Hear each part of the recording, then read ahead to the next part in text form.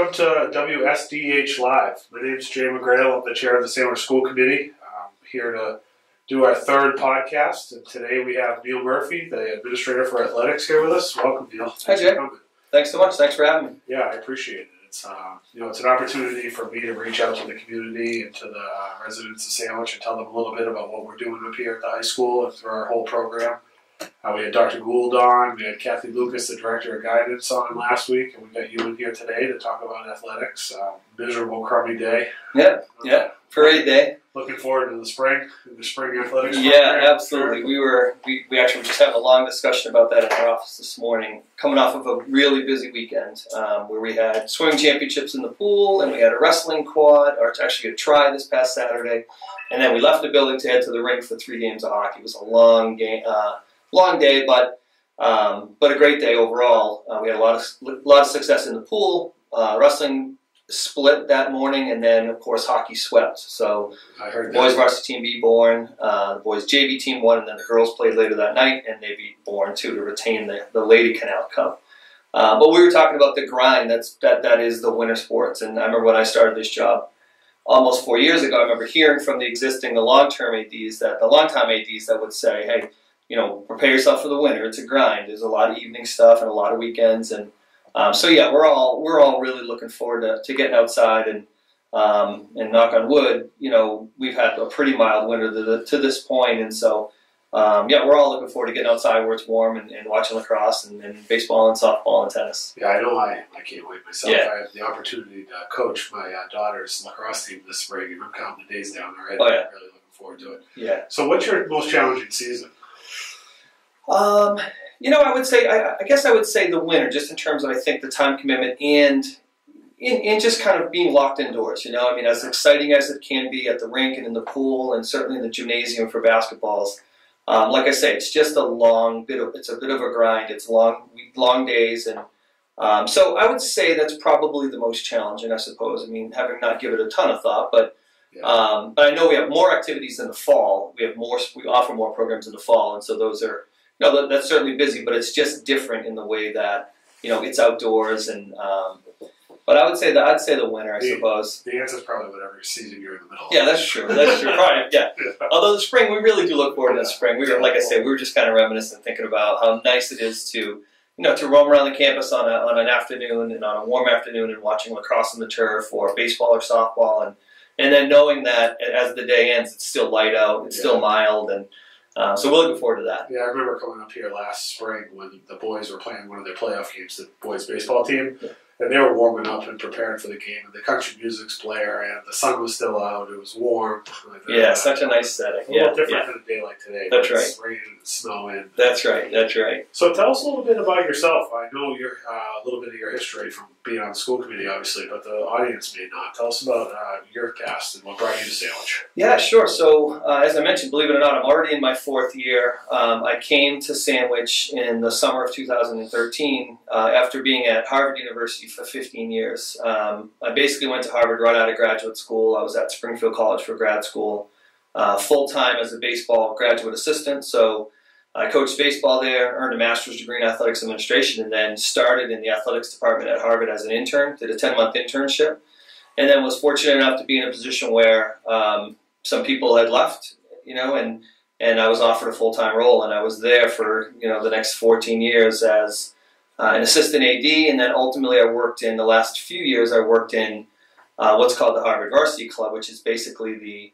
alumni relations fundraising wing of athletics, and so I did that for 3 years just to kind of broaden my experience. But for the last several years at Harvard, I loved it. I still love it. I have Beanpot tickets for next Monday night. We're going to the championship, so Harvard plays BU in the championship for the first time since 2008. So Harvard's in the final for the first time since 2008. They haven't won it since 1993. Hopefully a good game. Yeah, so I stay connected. We went to the Harvard-Yale football game this past fall, and I have a lot of great friends there. But, at some point, just before, maybe 2010, 11, I started thinking, hey, what am I doing next, And I kind of always thought I would work in a high school environment. I think I remember writing papers about that in high school. Like, what do you want to be? Oh, I'd like to be a high school AD, So yeah, started thinking about what that would look like and understanding what it would require, because as you know, working in education in the state requires licenses, and so I started figuring out what it is that I needed to do, and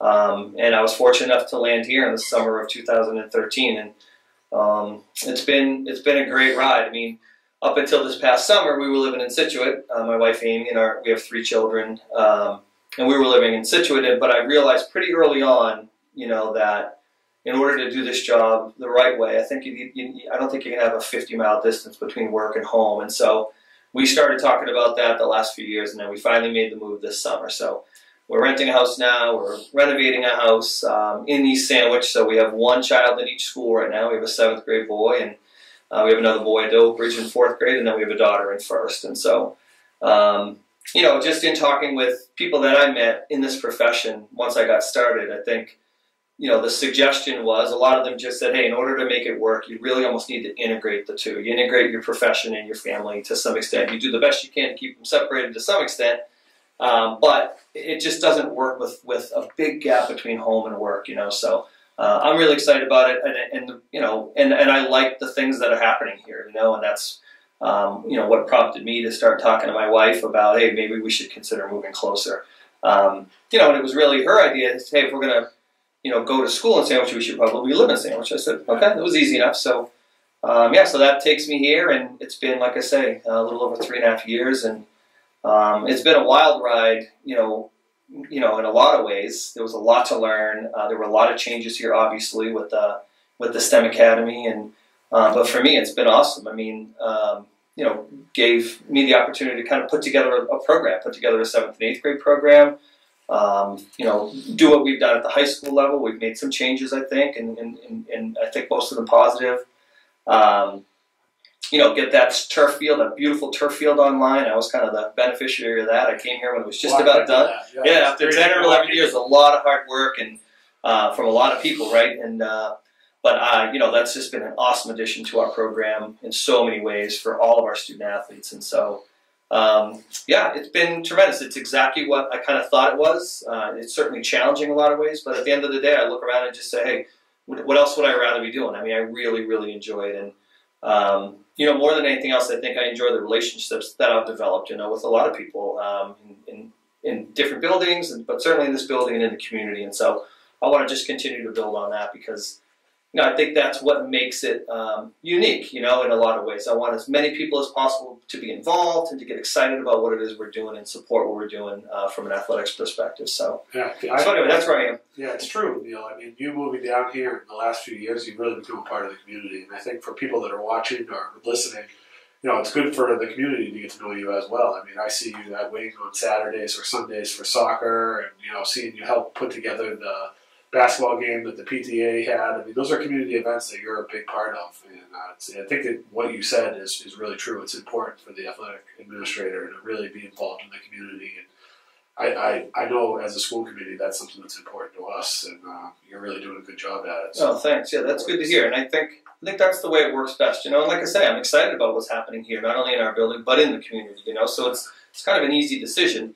I think the only trick now is to make sure that you do have some separation, for, not only for me, but for my family and for my wife, to make sure that, hey, it's not always Sandwich athletics all the time. That's a hard thing to do, but I struggled with that, running a municipal golf course. So I used to live in the town that I ran a municipal golf course at, and I'd find myself at dinner on Saturday night, hearing the people at the table next to me talking about the conditions of the greens out at the country club, and sometimes it would stress me out, like ruin my night. And I really needed that separation. So, good luck finding that balance. Yeah, it's right. A tough one.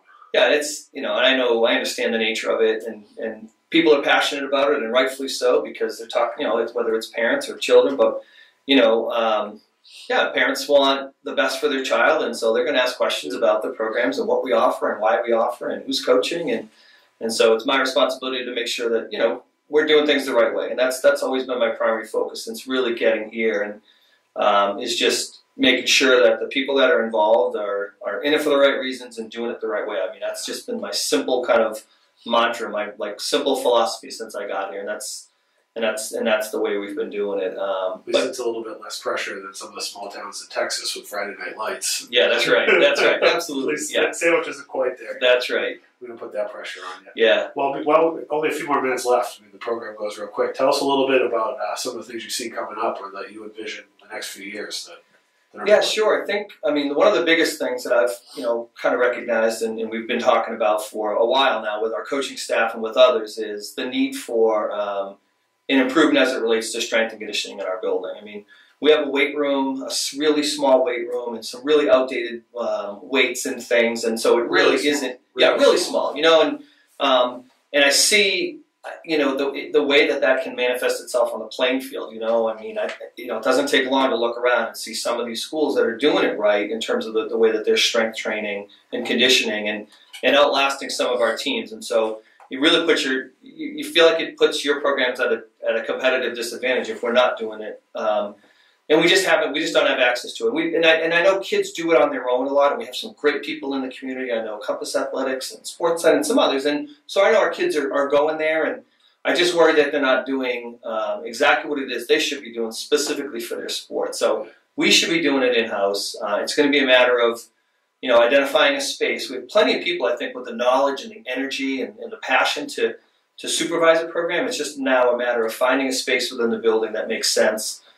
Raising some funding to equip that space, and then putting a program in place that strengthens everyone. I mean, I'm talking about all of our programs, because everybody can benefit from strengthening and conditioning and speed work and agility, and that's what everyone's doing now, and that's what we should be doing.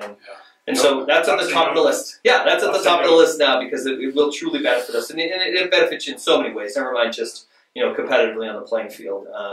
So that's really at the top of the list, really finding a place for and a way to improve our strength and conditioning. Well, I know that conversation's come up at the school committee table a handful of times here throughout the budget process this year, and I know we talked about putting it on the agenda sometime this spring so you can put together some sort of plan of what you could envision that program looking like so that we can try to figure out a way to fund it.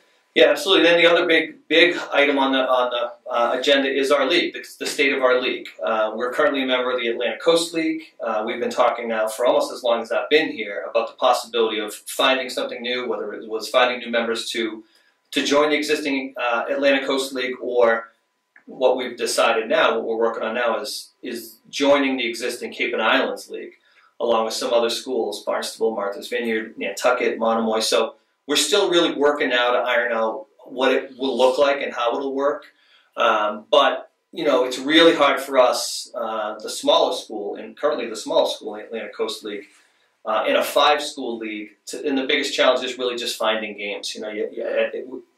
Whatever given sport, you've got 8 league games and you've got to go chase non-conference games. So we're kind of driving all over Eastern Mass to find these games. And so this will be nice. We're working on it now. In fact, I got to get it on the agenda for the school committee because it's something that obviously requires the school committee's blessing. But that's where we're headed. We've applied to the Cape and Islands League. We've been accepted. Now it's just a matter of ironing out kind of the logistics, and then we're looking at most likely putting that in place in the fall of 2018 for the 18-19 school year. Well, so that's also at the top of the list. Yeah. Well, I know somebody that can help you get that on the agenda. Oh, good. Terrific.